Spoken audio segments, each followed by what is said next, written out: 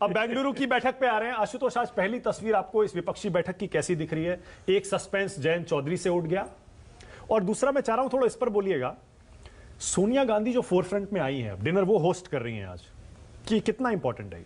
देखिए, 2014 के बाद से जो भारत की राजनीति में एक एकांगीपन आ गया था, कम से कम आज की तारीख में हम ये कह सकते हैं कि विपक्ष और सत्ता पक्ष दोनों अब एक दूसरे को हराने की कोशिश में भरसक जुट गए हैं। अन्यथा 2014 का चुनाव तो वैसे भी एक अलग तरीके का चुनाव था। 2019 का चुनाव ऐसा था जहां विपक्ष बिल्कुल अलग अलग खांचों में बटा हुआ था, बिल्कुल उसके किसी तरीके कोई कंपटीशन दे ही नहीं रहा था।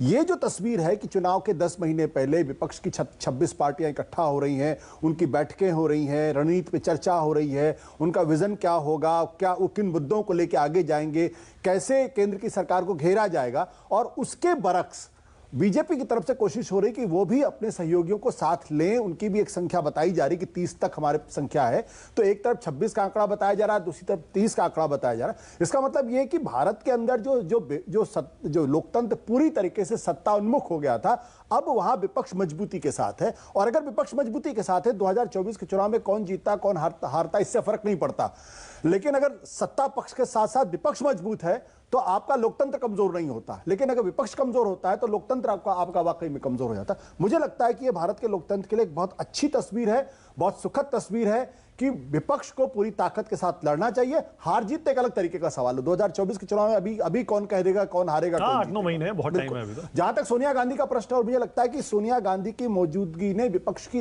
इस मीटिंग को एक नई तरीके की गंभीरता दी है।